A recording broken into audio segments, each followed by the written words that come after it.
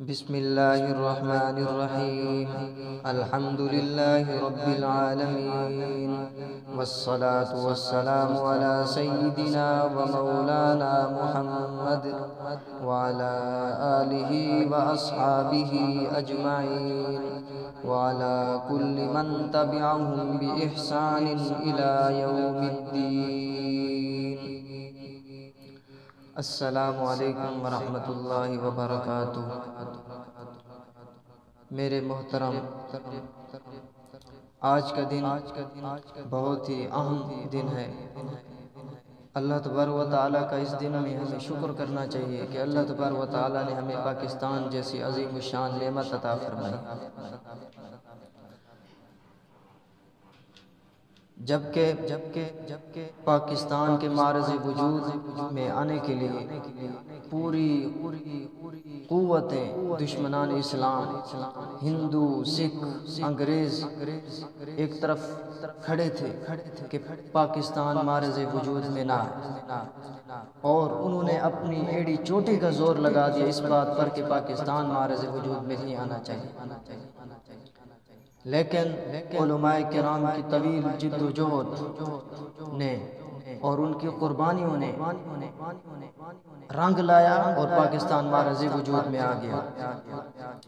مشہور بات تو یہ ہے کہ سب سے پہلے کہ اسلامی ریاست الگ ہونی چاہیے، اس کا الگ نفاذ ہونا چاہیے.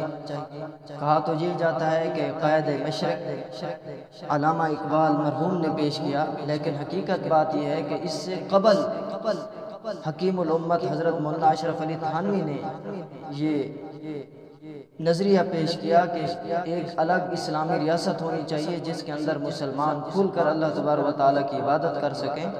اور تھانہ بھون کے اندر انہوں نے یہ نعرہ لگایا، اور پھر بعد میں سیاسی طور پر قائد اعظم محمد علی جناح مرحوم نے اس کو ترقی دی، اور یہ سلسلہ چلتا چلتا قربانیوں کے بعد پھر یہ پاکستان معرض وجود میں آیا.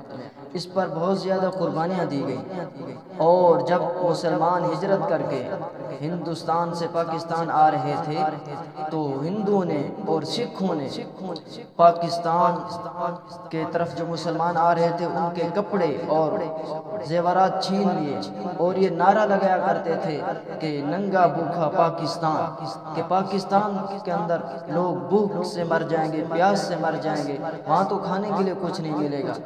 اور پھر یہ کہا کرتے تھے یہ تو چند دن کے لیے پاکستان بنا ہے، اس کے بعد اس کو ختم کر دیا جائے گا. لیکن الحمدللہ ثم الحمدللہ علماء کرام اور بزرگوں کی محنت اور قربانیوں سے یہ معرض وجود میں آ گیا ہے، اور ہمیں اس کی قدردانی کرنی چاہیے. یہ صرف اور صرف واحد ملک ہے جو اسلام کے نام پر بنا ہے، جس کا مقصد لا الہ الا اللہ ہے، اور جس کے دستور کے اندر یہ بات لکھی ہوئی ہے یہاں صرف حاکمیت اللہ تعالیٰ کی ہوگی. اور اس کے دستور کے اندر یہ بات بھی ہے کہ اگر اس کا کوئی قانون قرآن و حدیث کے خلاف ہوگا تو پھر اس کو قرآن و سنت کے سانچے میں ڈھالا جائے گا. آپ دنیا کے اندر جتنے بھی اسلامی ممالک ہیں چلے جائیں، کسی ملک کے اندر آپ کو یہ دستور نہیں ملے گا. اس پر آپ اللہ تبارک و تعالیٰ کا شکر ادا کریں کہ اللہ تبارک و تعالیٰ نے ہمیں پاکستان جیسی عظیم الشان نعمت عطا فرمائی. اور اس آزادی والے دن آپ پرچم لہرائیں اپنے گھروں پر، خوشی کا اظہار کریں، لیکن شریعت کے مطابق اس خوشی کے اندر مرد و عورت کا اختلاط نہیں ہونا چاہیے، میوزک وغیرہ نہیں چلانے چاہیے، اور اس کے اندر فسق و فجور نہیں ہونا چاہیے. عبادات کی صورت میں نفل ادا کریں، اللہ تبارک و تعالیٰ کا شکر ادا کریں. اللہ تبارک و تعالیٰ مجھے بھی اور آپ کو بھی اس نعمت کی قدردانی کی توفیق عطا فرمائے.